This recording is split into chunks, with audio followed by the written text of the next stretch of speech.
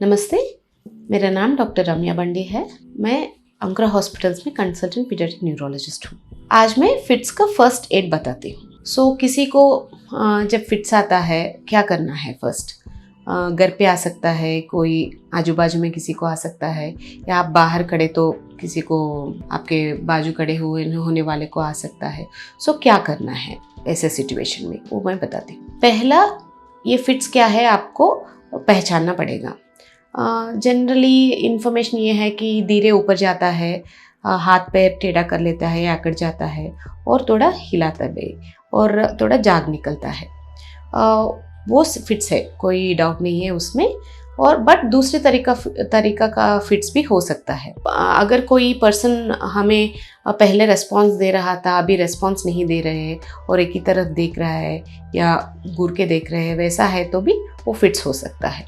ऐसे सिचुएशंस में हमें क्या करना है।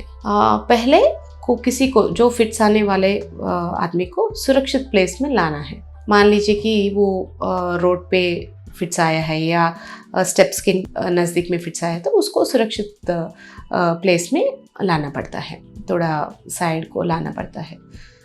उसके बाद उसको दाईं तरफ में लेटाना है। मैं दिखाती हूँ एक इसके साथ। सपोज फिट्स आ रहा है तो ऐसा साइड पे लेटाना है आदमी को या बच्ची को, जिनको फिट्स आ रहे हैं उनको।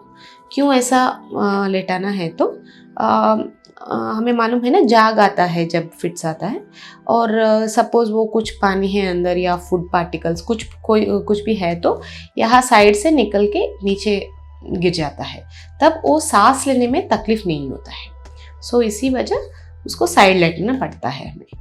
और आपको होगा तो वो टाइम रिकॉर्डिंग कर सकते हैं कितना देर तक आ रहा है फिट्स करके, क्योंकि बाद में डॉक्टर को ये इन्फॉर्मेशन बहुत इम्पोर्टेंट हो सकता है। ऐसा लेटा के रुकना है थोड़ी देर के लिए। जनरली फिट्स 5 मिनट के अंदर ही कम हो जाता है। कम होने के बाद वो जब होश में आता है उनसे बात करके क्या है प्रॉब्लम वो सब हम पूछ सकते हैं। ठीक है। अभी फिट्स के टाइम पे क्या नहीं करना है वो मैं बताती हूँ, वो भी बहुत इम्पोर्टेंट है। पहला हम क्या करते हैं, अगर ये दांत गट पकड़ रहा है या उसको थोड़ा सा शेकिंग हो रहा है तो हमारा उंगली डालने का वैसा ट्राई करते हैं, या थोड़ा पानी देने से बेहतर होता है वैसा ट्राई करते हैं। मगर फिट्स आने वाले पर्सन को मुंह में कुछ नहीं डालने का, क्योंकि वो मैंने बोला है ना, ये साइड में क्यों डालते हैं, वो सांस लेने में तकलीफ नहीं होता है करके। ये सब हम डालने से सांस लेने में तकलीफ हो जाता है। इसलिए वो सब अवॉइड करना है हमें, बिल्कुल नहीं डालने का, कुछ भी नहीं मुंह में डालने का, और उंगलियां भी नहीं रखने का, क्योंकि कट होने का चांसेस, घायल होने का चांसेस बहुत होता है, क्योंकि उसका कंट्रैक्शन फोर्स बहुत ज़्यादा रहता है।